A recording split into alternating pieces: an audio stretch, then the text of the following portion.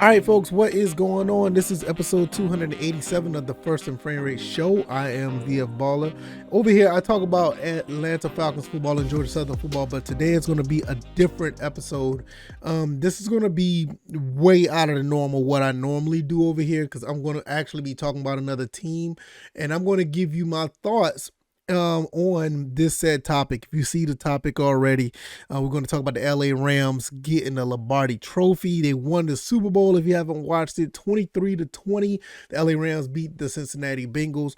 I want to talk about something that I say a coworker of mine, he asked this question and it made me think. It made me think to the point where I actually wanted to do an episode on this, and I want to know you guys' thoughts as well. So I want to get into that, but first I want to let you guys know, like I always do when I first get on here and do an episode, I want to thank you guys. Viewership, listenership is continuously rising. I really, really appreciate all the support. You guys are phenomenal. I cannot thank you guys enough. I mean, I started doing this on January 3rd as far as a daily show, and ever since I've been doing that, it's just been a consistent and sometimes just, especially on the podcast side, uptick in listenership. I really thank you guys. I mean, listenerships is well into the hundreds, and I didn't think it'd get like that because you guys are listening way more than you do over here on the video side. But if this is your first time here on the video side, thank you. If this is your first time here on the podcast side, thank you. If you're on the YouTube side or on Rumble, hit the like button, share this video, subscribe to the channel if you haven't already. If you're on the podcast side, give this a 5-star rating and also subscribe as well, because when you do, you'll get the episodes as soon as I upload them, and in some cases you can get them automatically downloaded. Now, if you want to donate, you can also do that as well. The links will be down in the description via Cash App or Anchor. I'm still in the process of getting the PayPal link back up and running once again. So we'll get into all that. But nevertheless, let's talk about this because this is a pretty important, I feel personally, is a really important topic because not many people really think about it, and I don't want to come off as a conspiracy theorist or anything like that, or I'm just thinking like the NFL is rigged or whatever. I don't think that. I don't want you guys to think that, because I truly, in some instances, some things are kind of out of whack. It make you go like this topic is going to make you think, make like that does sound kind of weird. But I don't think it is like deliberately rigged. But I want to talk about these LA Rams, their road to a Super Bowl championship, and what led to this. Was it led because the team was actually put together very well, or was it good, or was it some form of market manipulation? I want to really talk about this. Was it a form of market manipulation? Now let's go look back a little bit. We're going to go back to the St. Louis days. The St. Louis Rams weren't doing so well as far as, after the greatest show on turf, they was like, middle of the road to actually like trash at times. But the owner at the time, I want to make sure I get this right because I have it all in front of me, but it's kind of all over the place. The owner, I think his name was Kroenke. I think his name was Steve Kroenke. I want to make sure I get that right.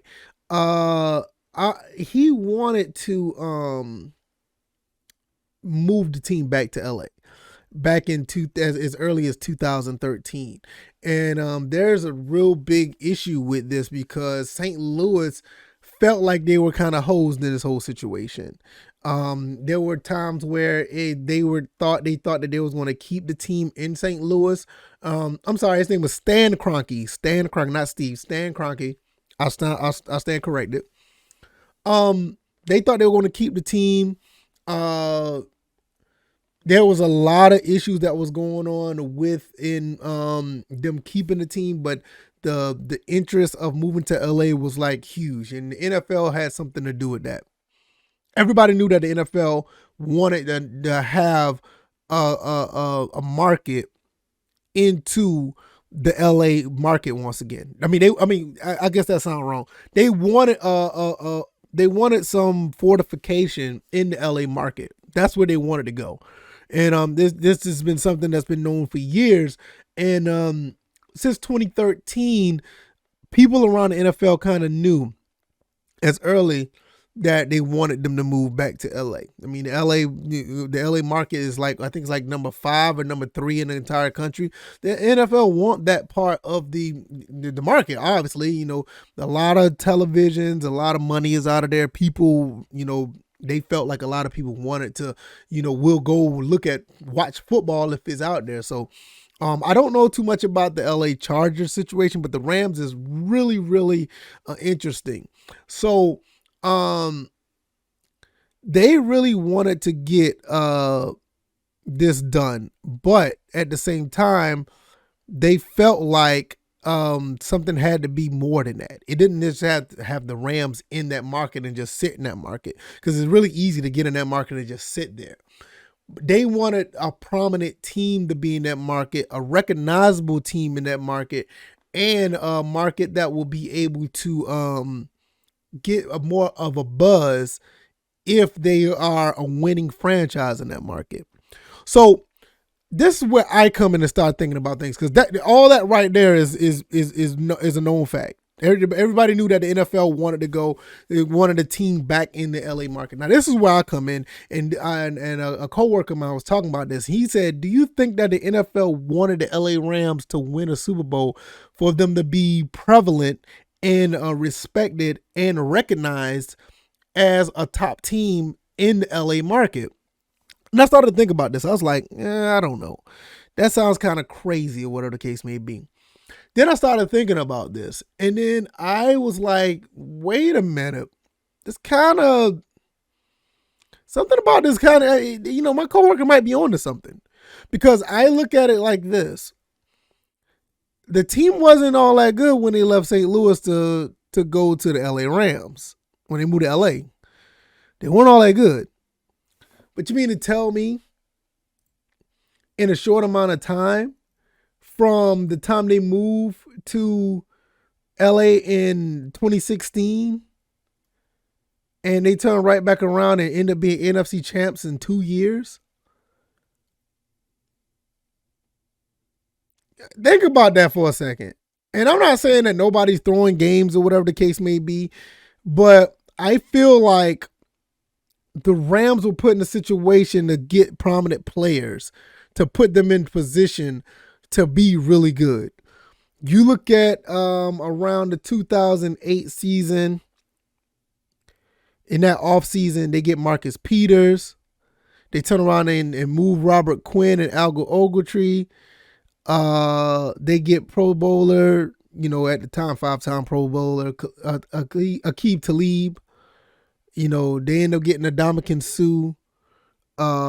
They turn around and get Brandon Cooks for Sammy Watkins. I mean, when they lost Sammy Watkins,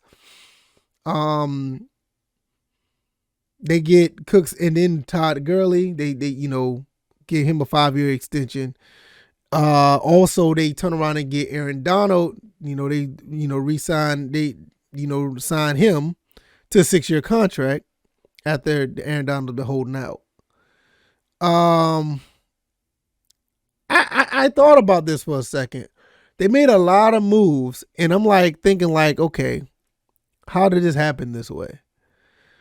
They turn around and end up being the NFC champions and go to Super Bowl 53, which I honestly think that that was probably their chance to supposed to win the Super Bowl then, but Jared Goff wasn't it. Turn around 4 years later, 3 years later, they get Matthew Stafford. They turn around and get Deshaun Jackson at the time, Sony Michel. They got a handful of other players. Von Miller steps onto the scene. The whole situation with Deshaun Jackson didn't work out, so they get Odell Beckham.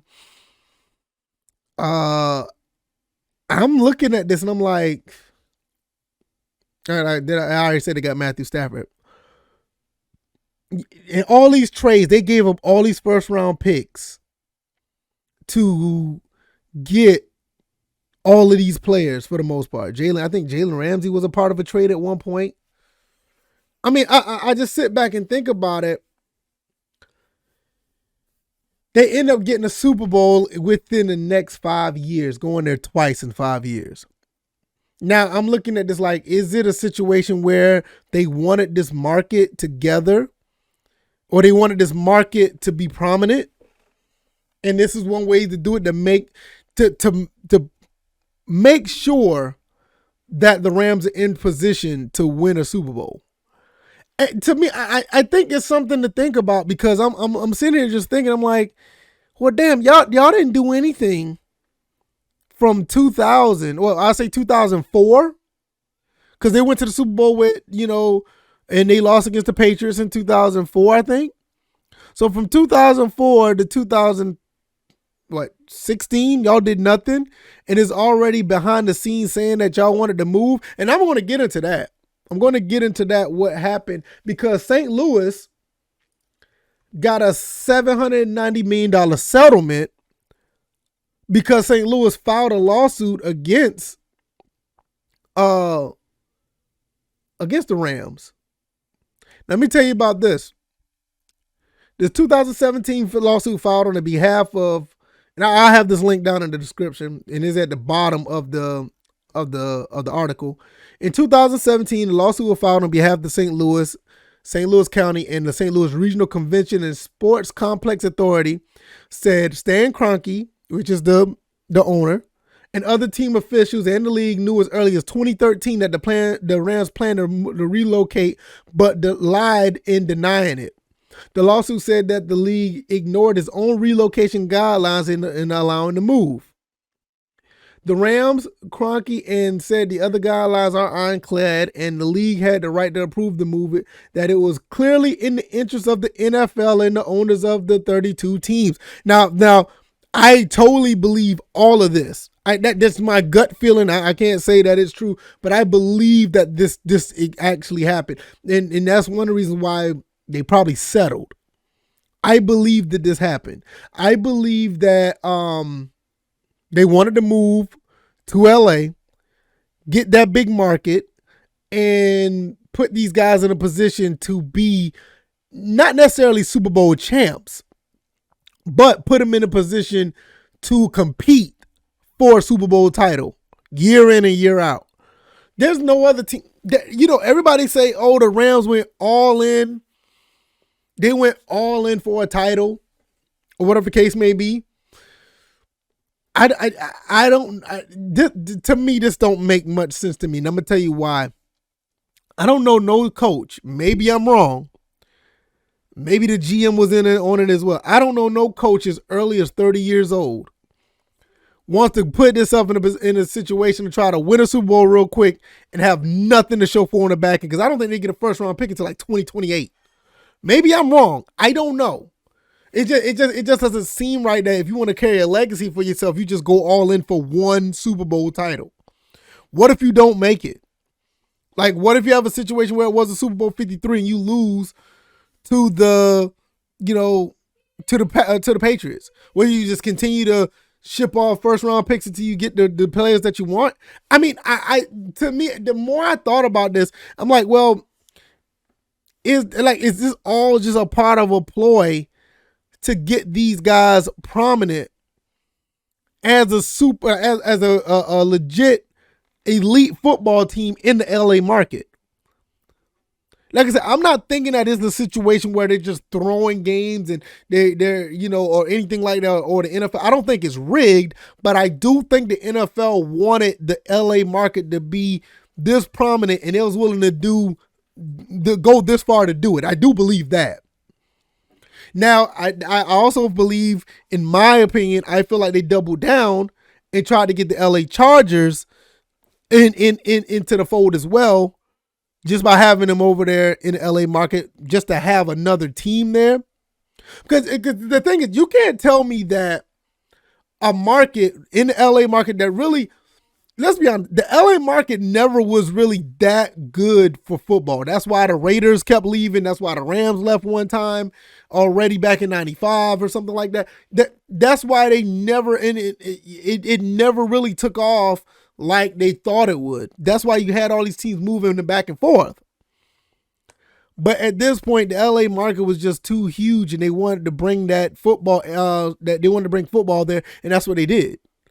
And I feel like the NFL put the Rams in position to be an elite team right away. Because, like I said, there's no other team that really giving up that many draft picks. You hear stuff like this, like if a coach is on his way out of the door and about to retire. Sean McVay is young. So I just don't see it. I mean, I'm not taking nothing away from their title. I mean, I believe they, well, we could talk about that for a second as well. I believe they won the title fair and square. But I feel like they put this situation out there like this to where we're looking at like, all right, was this all a ploy to manipulate a market to get these guys not only be a good team, but an elite team. So LA, the city of LA, the market of LA could flourish because it's like the top 5 market in the country. Now we could talk about the Super Bowl. I was kind of, and I think I talked about this in my reaction. I was kind of upset. Well, I ain't gonna say I say more disappointed. I was more disappointed in the flags that was being thrown late in the game. It just seemed like it just seemed like it was too suspicious. Now, if you're going to let the players play, let them play all game. But at the end of the game, you saw a crazy hold, and the helmet was legit though. Then you saw a pass interference. It was, it was kind of funny. Or was that pass interference was a hold? It just felt kind of odd, like they wanted to put the Rams in position once again to be champions. I mean, like I said, I don't have a dog in the fight. I really don't. But I just like, when you look at this situation, it's like, I feel that the Rams, the LA Rams, were taken from St. Louis to put them back into the LA market, and they just got good like really quick. They like, and I'm not taking nothing away from the coaching or the players or nothing, but it just seemed like everything was lined up for them to be a good team right away. Because you didn't see St. Louis do this since 2004, since The Greatest Show on Turf. After that, you had like Sam Bradford was there, Kyle Bowler, I think he was there. I think they had like they had some terrible years. I think Sam Bradford was drafted from there. I can't remember. It's just, I don't know. I mean, I may be tripping. Y'all probably sitting there thinking I'm crazy, but I really feel this way. I think that something is a little off about this. Because like I said, with the St. Louis situation, they settled out of court over the lawsuit of them moving to to LA. They always wanted the LA market, and then when they got the LA market, the team got good really quick. I'm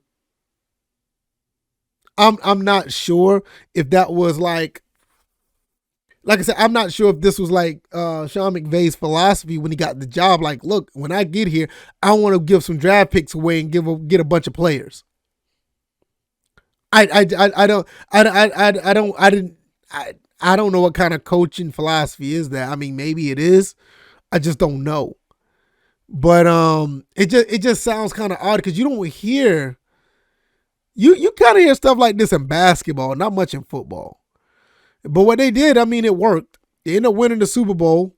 I congratulate them because I'm not saying that they shouldn't have won it, but it's just too many dots out there, and and it's almost like easy to connect.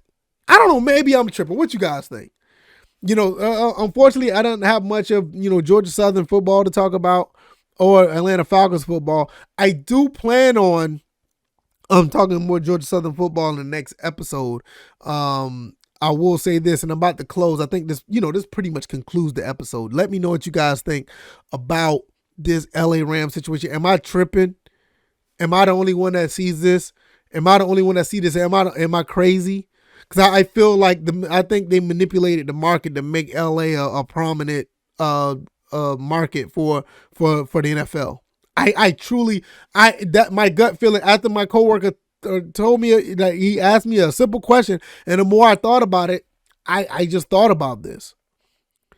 But I probably will be talking about the Georgia Southern interview Coach Helton, Jared Benko. They had a one-on-one on I thought it was a phenomenal interview. I may talk about that. If anything, I may touch on it a little bit tomorrow because there was a lot of information there. But if you've been following this whole transition with Georgia Southern, it's not much you haven't heard already, but it was some good information if you haven't heard it already. So that's pretty much going to be it for me. If you like this content, hit the like button. If you're on YouTube or Rumble, share this video, subscribe to the channels if you haven't already. I'm on YouTube and Rumble. Just type in First and Frame Rates. I should pop right on up on either one. Also, if you're on the podcast side of things, give me a 4 to 5 star rating on the star chart. Also subscribe as well, because if you subscribe, you'll get you'll get my episodes as soon as they upload. And in some cases, if you hit the link or if you hit the tab on some of them, they'll automatically download for you.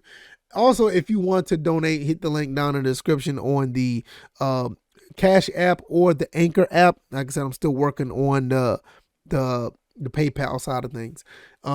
Google, iTunes, Spotify, Anchor, Stitcher.